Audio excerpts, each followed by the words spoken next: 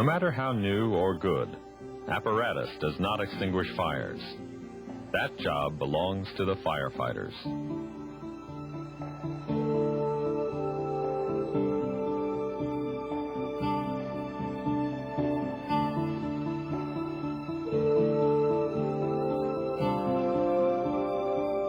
Attempting to cut off the spread of fire from the well-involved building, the firemen stretch lines to the roof and begin an aggressive attack.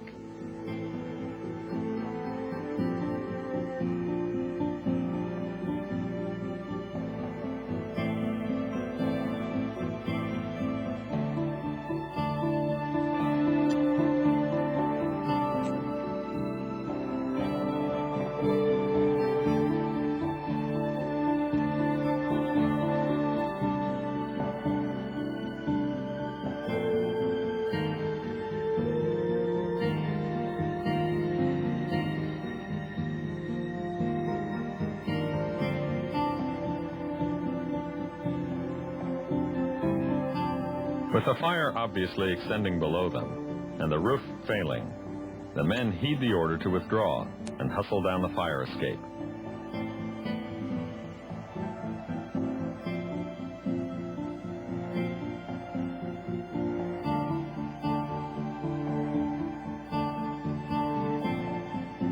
Streams from hand lines and hose wagons combine to drown the still burning structure in a classic defensive operation.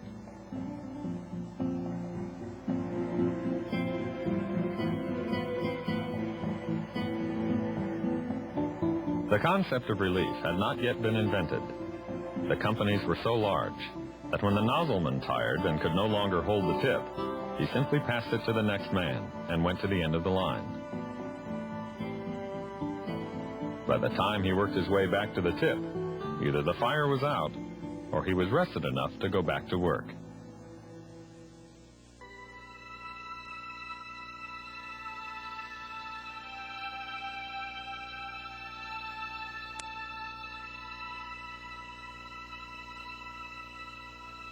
While the deck gun on the water tower pounds the fire, lines are stretched up the fire escape to protect the exposures. It is one of the coldest days in years, and the freezing spray makes the going tough and slippery.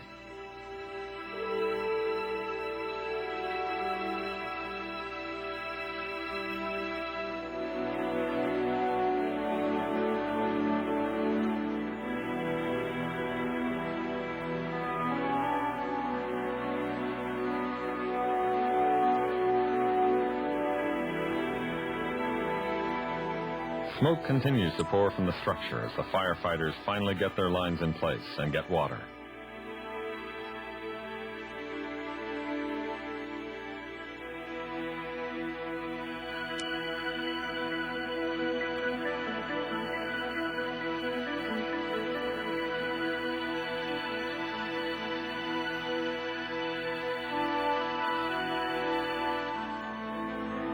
Other firemen attempt to work along the parapet of the firewall as the flames break through the roof of the fire building.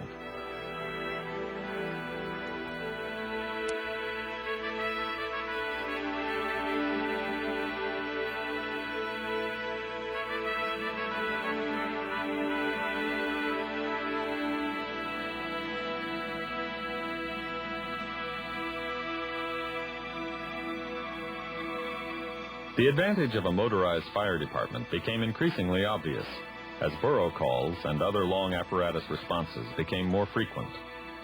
While the horses could give you a good 10 or 12 blocks, no horse could quickly respond from Brooklyn to the Bronx.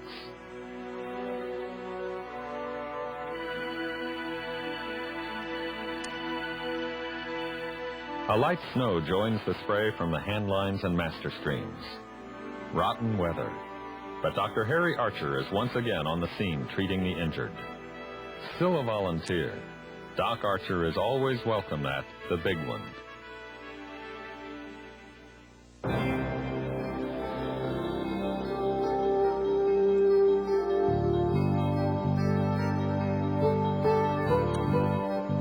The heavy smoke covering the front of the building makes it clear that this is going to be a long, hard fight. The smoke from the burning rubber makes entry into the building impossible, and a defensive operation is begun at once.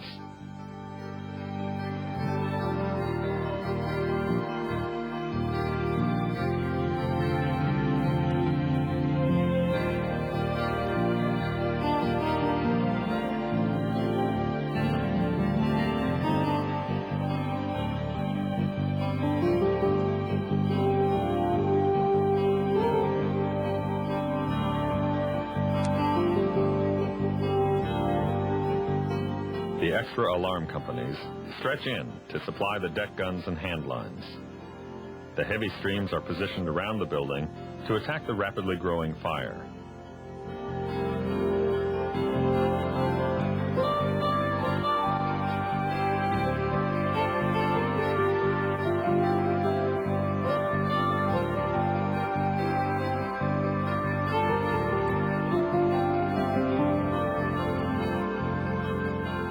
Water pours from the lower levels as men working in the dense, acrid smoke pour thousands of gallons of water into the old building.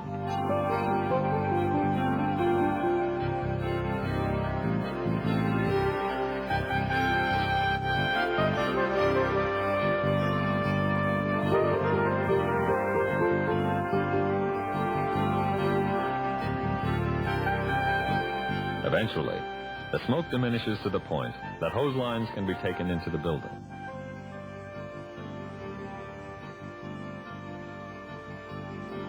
Dozens of firemen have already been injured, and many more will fall as they move in to find the seat of the fire.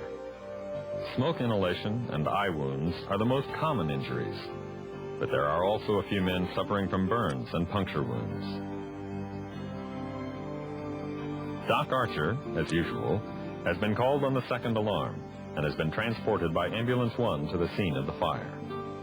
The son of the president of the Erie Railroad, Harry Archer attended Columbia University and Bellevue Medical College and has volunteered his services at major fires for almost 40 years. As a boy, Harry developed a strong interest in the fire department and was well known in the firehouses near his family's mansion on Fifth Avenue. The first civilian to be awarded a Department Medal for Valor, and now holder of the most prestigious medal of all, the James Gordon Bennett. Honorary Chief Medical Officer Doc Archer continues to tend his injured friends. Although then in his 60s, Harry Archer was not ready to retire. At the annual medal ceremony in 1940, Mayor Fiorello LaGuardia appointed him to his first paid position, Second Deputy Commissioner. But Doc Archer continued his voluntary work as a medical officer. His 60 years of service to New York firefighters began during the time of horses and ended just as the gasoline engine gave way to diesel. As fearless as any New York firefighter, Doc Archer repeatedly risked his own life to rescue others. In 1948, at the age of 78, the good doctor was awarded his fifth and final medal for bravery. One of the most decorated men in the history of the fire department of New York, Harry Mortimer Archer made his last response to a fire in April of 1954 and passed away a few days later after celebrating his 86th birthday.